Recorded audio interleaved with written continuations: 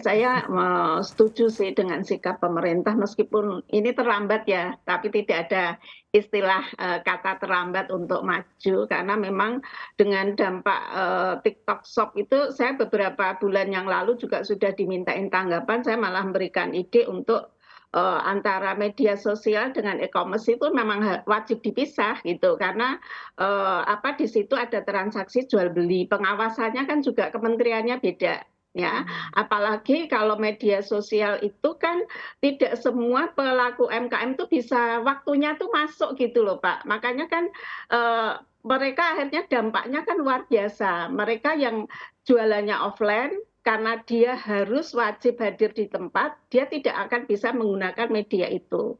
Nah, itu mungkin saya sangat gembira bila ini memang benar-benar sudah ditekan, hanya saja kan ini pasti akan harus ada tata kelolanya juga, Pak, karena memang kayak produk-produk yang masuk ke Indonesia itu luar biasa cross border-nya, yang lebih gampang mungkin melalui, TikTok Shop ya, karena, dengan TikTok Shop lebih mudah, tidak ada pengawasannya untuk e-commerce-nya dibandingkan melalui e-commerce.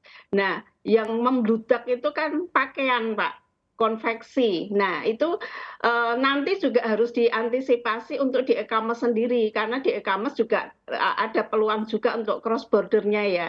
Jadi misalnya kota pakaian harus bagaimana. Terus, saya juga membaca aturan dari, yang disampaikan Pak Mendak bahwa, batik itu juga akan, dilarang. Tapi jangan lupa, batik itu kan juga tekstil, ada juga tekstil ya Pak ya, yang berupa tekstil. Nah itu juga harus diawasi dan mungkin juga harus, pengawasannya yang lebih ketat sih Pak, karena biasanya kalau cuman aturan, badan pengawasnya yang tidak berjalan.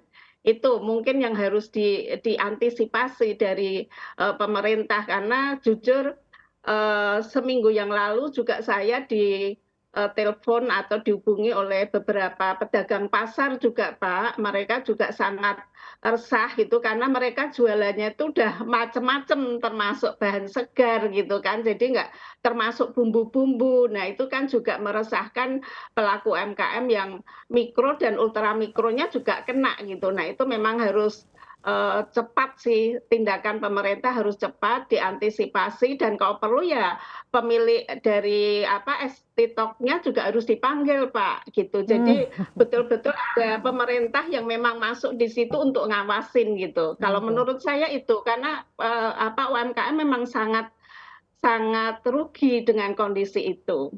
Itu Mmm, mungkin yang bisa saya ini untuk tanggapan dari ini, karena revisi ini memang harus oke. segera ya Pak, jangan cuman wacana tapi tidak ditandatangani tapi nanti tidak Baik.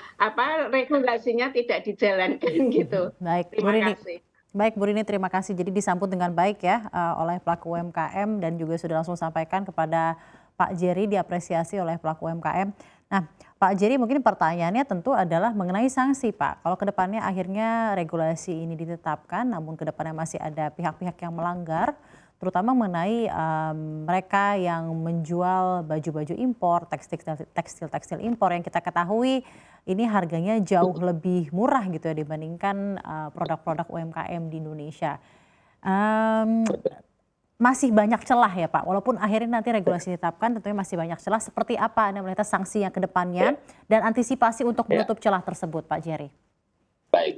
Jadi sekali lagi memang ini kita juga saya sepakat dengan Ibu Rini, terima kasih tadi masukannya dan sarannya. Memang ini juga tidak hanya sekedar peraturan, tapi juga masalah pengawasan dan juga enforcement ya, pemberlakuan daripada peraturan tersebut. Dan memang kita di dalam ketentuan yang nanti akan direvisi juga nanti akan jelas, akan ada pengawasan yang berkala dari Kementerian Perdagangan melalui Direktorat Jenderal Perlindungan Konsumen Tertib Niaga PKTN. Nah, di situ nanti secara aktif kita akan melihat jangan sampai ada platform-platform atau mungkin platform sosial media yang masih juga bandel, yang masih juga mengklaim dirinya sosial media tapi juga jualan. Nah, kalau misalnya dia melakukan itu, tentu nanti akan ada sanksi mulai dari teguran tertulis, administrasi, sampai juga pemblokiran dan penutupan dan pencabutan izin usaha. Kalau sampai mereka tetap melakukan itu tidak mengikuti ketentuan yang berlaku, ya pasti ujung-ujungnya juga akan ditutup dan diblok. Dan kita tegas terhadap hal itu. Nah itu dari sisi pertamanya dulu, bagaimana kita memisahkan antara aktivitas jualan dengan sosial media. Nah lalu kedua, dalam e-commerce sendiri pun juga kita awasi. Nah itu juga nanti akan kita lihat satu persatu secara berkala dan secara rutin, mana yang misalnya, dan tentunya juga menerima aduan dari masyarakat. Mana misalnya yang contoh tadi bisa disebutkan, dia menjual barang-barang bekas. Itu kan sudah secara ketentuan tidak boleh. Yang impor barang bekas atau baju bekas itu kan sudah jelas sekali, tentunya itu adalah produk yang ilegal. Kita sangat melarang dan juga sangat keras dalam hal itu. Nah, apalagi kalau dia mau coba main lewat salah satu platform digital, baik itu sosial media ataupun mungkin e-commerce sekalipun, nah itu kita akan tegas. Itu akan kita langsung memberikan sanksi, baik itu merupakan sanksi administrasi tertulis, bahkan sampai nanti pemblokiran dan juga penutupan dan bahkan pencabutan izin berusaha. Nah, oleh karena itu kita juga selalu ya memberikan informasi dan juga memberikan literasi kepada, tidak hanya kepada publik, khususnya kepada para platform ya. Baik. Kalau mereka bandel juga masih tidak mau ikuti peraturan, kita pijakannya jelas kok, fondasinya jelas Mbak. Kita kalau ada peraturan kita enforce. Ya kalau mereka melanggar peraturan ya kita kenakan sanksi. Nah ini yang tentu kita menjadi salah satu kerjasama semua pihak, termasuk juga dari para konsumen dan juga para pelaku UMKM. Silakan kalau ada menemukan peristiwa seperti itu bisa diadukan kepada kami akan dengan jelas dan juga dengan tegas menindak hal-hal yang negatif tersebut.